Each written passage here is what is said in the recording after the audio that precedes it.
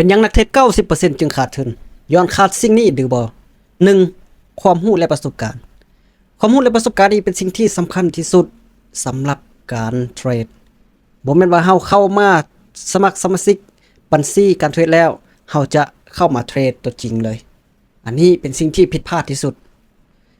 การที่เฮาฝึกซ้อมเงินดีโมหรือว่าเงินทดลองนั้นเป็นสิ่งที่สร้างให้เฮามีความรู้สร้างให้เฮามีความรู้เกี่ยวกับระบบความรู้เกี่ยวกับเทคนิคความรู้เกี่ยวกับการบริหารทุกๆอย่างและก็สร้างให้เฮามีประสบการณ์ในการออกออเดอร์ว่าย้อนหยังมันจึงเสียย้อนหยังมันจึงได้อันนี้เนาะหนึ่งความรู้และประสบการณ์ที่สองคาดการวางแผนนะอันนี้ก็เป็นจุดสำคัญการวางแผนมันก็จะมีทั้งวางแผนคนเฮาเองและก็วางแผนทุนนะ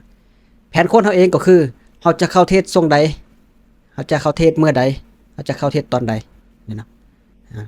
แผนคนอันนี้แผนคนและเฮาจะเข้าเทรดเวลาใดแผนทุนก็คือเฮาจะใส่ทุนเท่าใดในการเทรดนะบ่แม่นว่าจะเอาทุนมาทุ่มซะอย่างเดียวนี้โอกาสที่ว่าจะหมดตัวมีเนาะแต่ว่าเฮาเป็นมือใหม่อันนี้จุดสำคัญนะมือใหม่บ่ควรที่ว่าจะเอาทุนมาทุ่มใส่วัดเดียวเนาะที่สองก็คือขาดการวางแผนอันที่สามขาดวินัยนะวินัยนี่ก็จุดสำคัญเลยวินัยก็คือการปฏิบัติตามแผนที่วางไว้เนี่ยเนาะเขาจะเทรดตอนใดเขาจะใส่ทุนเท่าใดเขาจะเดินเงินแนวใดเนาะมาต้องสร้างเป็นระบบแล้วเขาก็เทรดไปตามแผน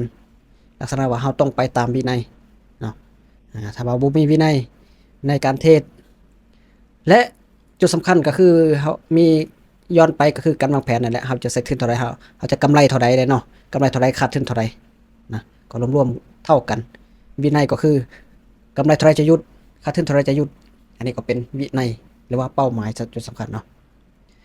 อันที่สี่ก็คือการบริหารอารมณ์อันนี้เป็นจุดสำคัญเนาะจุดสำคัญอารมณ์ร้อนอารมณ์โกรธอารมณ์โลภอารมณ์หลงอันนี้มีแน่นอนนะทุกคนรวมทั้งข้อยเองก็มีคือกันนะเวลาเขาจะเทรดนี่โอ้มันจะมาเลยเอาเสีย1ออเดอร์2ออเดอร์นี่อารมณ์หัวร้อนนี่จะเข้ามาเลยอารมณ์ที่อยากได้อารมณ์ยันเสียอันนี้เป็นจุดหนึ่งที่ว่าเฮ็ดให้เฮาบ่ไปตามแผนที่วางไว้เนาะอันนี้การควบคุมอารมณ์เป็นจุดสำคัญ